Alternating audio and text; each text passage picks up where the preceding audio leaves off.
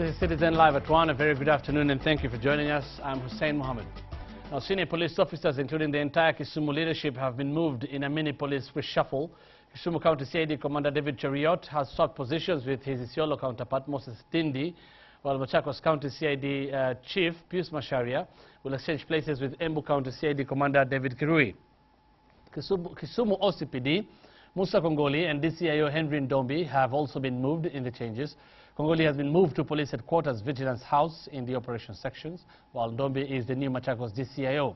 Machakos DCIO, meanwhile, Kaveke Kuloba, has been moved to Nyandarua in the same capacity, while Julius Lemako, who has been the Deputy OCPD Kilimani Nairobi, is the new OCPD for Kisumu. The new Kinango OCPD will be Moses Ikului, who swaps places with James Mutungi, who now moves to Mombasa County as the head of operations. The new personal assistant to the director of CID Ndegwa Muhoro is Anthony Munga, while Bruno Socio, who has held the position, was moved to the Banking Fraud Investigations Unit as the deputy head.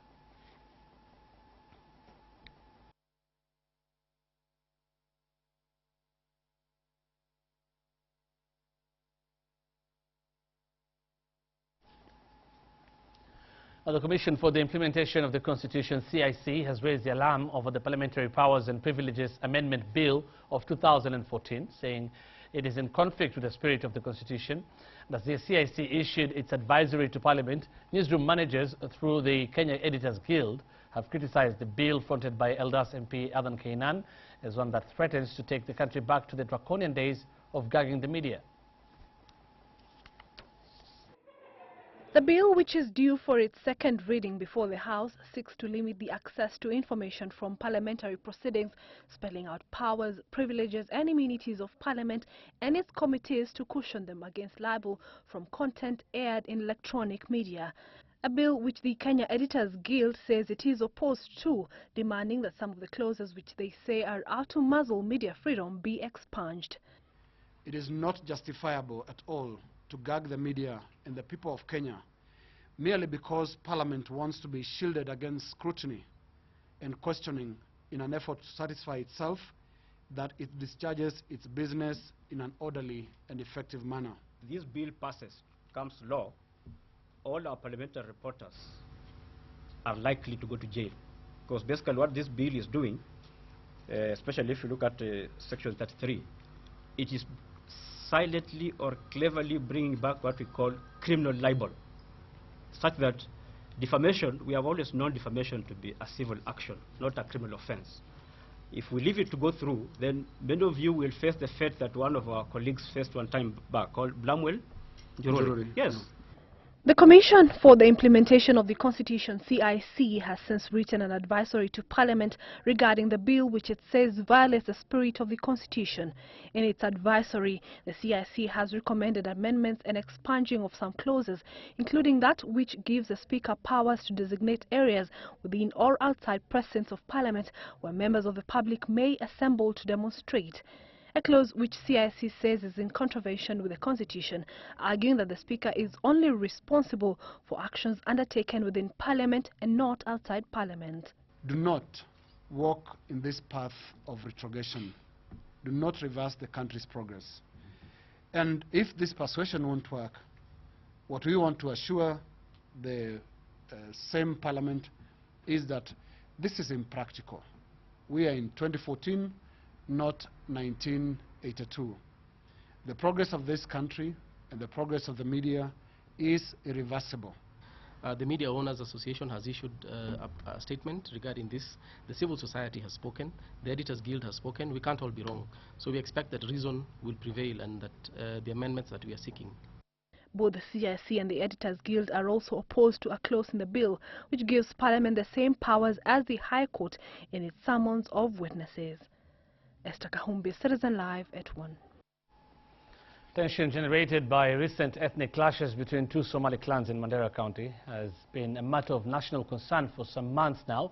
But a peace agreement between the communities arrived at after a meeting of elders in two small towns sharing a name has elicited hope that the clashes, which have seen hundreds killed, could soon be a thing of the past. Elders of the two communities have agreed to maintain peace and also outlined a compensation package for the victims of Thursday's attack in one of the towns in Wajir, in which raiders burnt several houses and destroyed hundreds of bags of cement.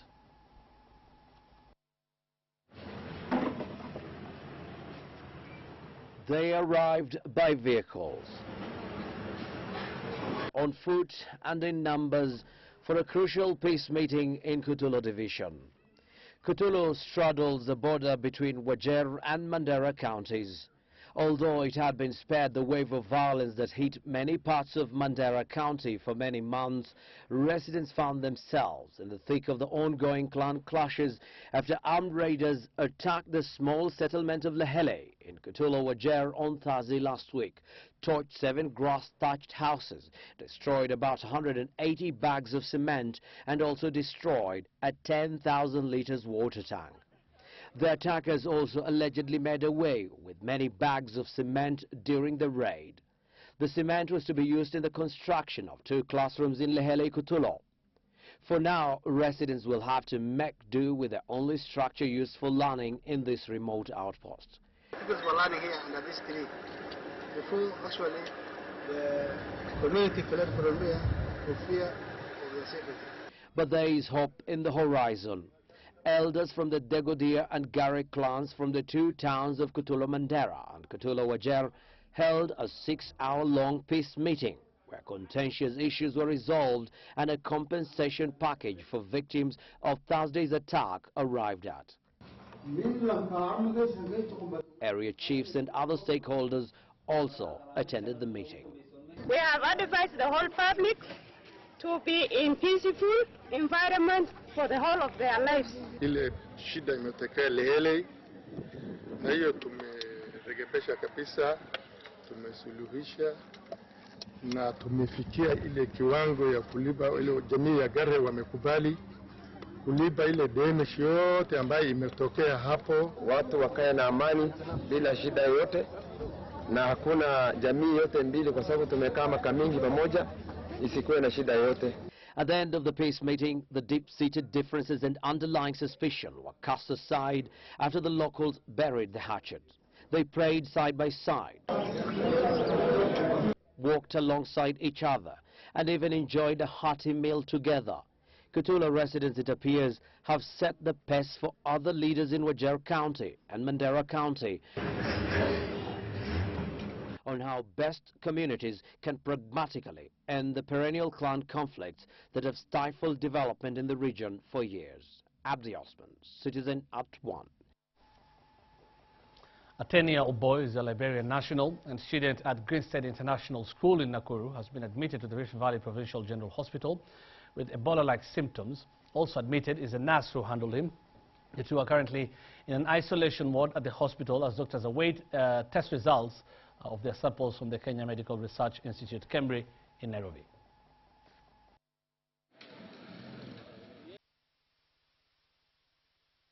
Yesterday we admitted the patient around 4:30, having complaints of cough, headache, vomiting, and fever.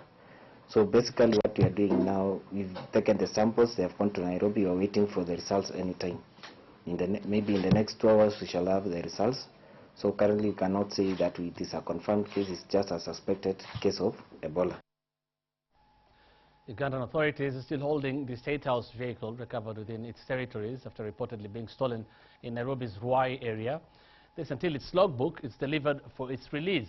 The BMW limousine was recovered in Tororo, Uganda, and is said to be held at the Kampala CID headquarters even as investigations into its controversial theft heat up. The missing BMW limousine, said to be part of the presidential motorcade, will remain under Ugandan authorities until its logbook is produced to warrant its release. The vehicle, that a highly placed source at the Global Intelligence Surveillance and Tactical Unit said had been recovered and placed under Interpol Uganda, has raised controversy as State House denied that it was part of the official fleet of vehicles in President Kenyatta's motorcade. It is understood that the logbook is already en route to Kampala. Police have 5 suspects in custody in Busia, one of whom is a mechanic that has been transferred to Nairobi to assist the CID with investigations. It remains unclear whether the vehicle will make its way back into the country today. Jackie Maribe, Citizen, live at 1. A US airstrike that is said to have killed at least 6 members of the extremist group Al-Shabab has dealt a blow to the leadership of the group. Analysts believe that the possible killing of Ahmed Abdi Godane could destabilize the group as he has no successor.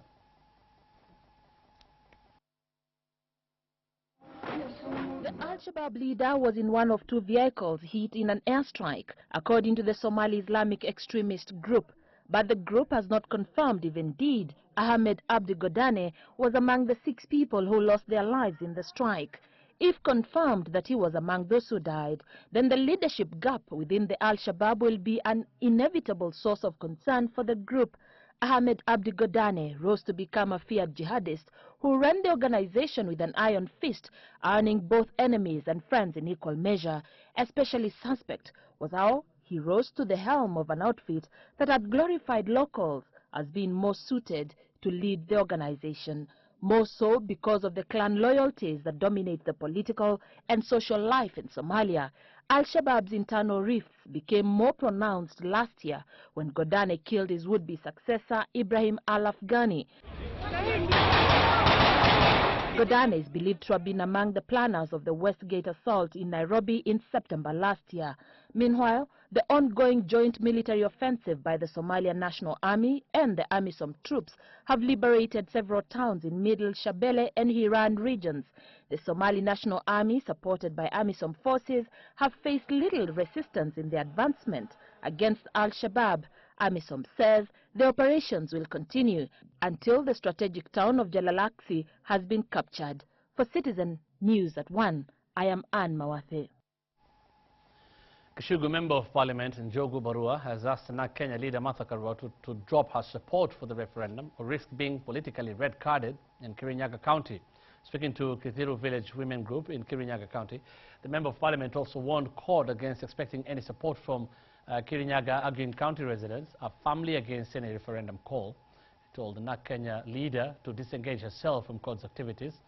Karua represented Kishugu for 20 years in Parliament. Iko watu wengine wanaitwa CORD, si ndio? Wanasema wanataka referendum. Na mimi nataka kusema ili msikie. Na nimuulize kwanza, mnataka referendum ama hamtaki? Hamtaki referendum. Lakini akiendelea kwenda kwa Raila, tutampatia red card, si ndio?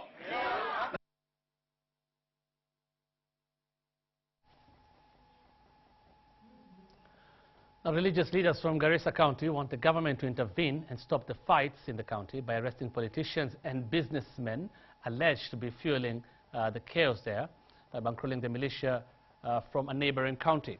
In a written statement read by County Supreme Council of Kenyan Muslim SUPKEM Chair Abdullahi Salat, the leaders urged the government to use forceful disarmament method to the fighting communities in Mandera County.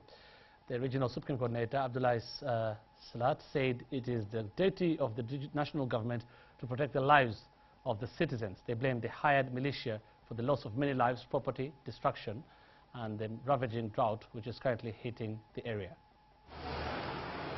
We are getting information that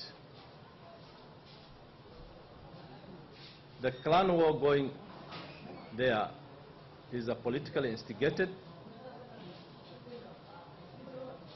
financed by some politicians and businessmen who are hiring militia from a neighboring country. We want the government to take decisive action to disarm the wearing fiction and deal with anybody who is instigating or behind what is happening there. The government has to use all machinery to ensure that weapons are not in the wrong hands. We are perturbed, honestly, to continuously hearing 70 people are killed, 40 are killed, so many houses are torched, so many animals are rustled. For Live at 1 takes a short break now. Business and sports news still ahead. Stay tuned.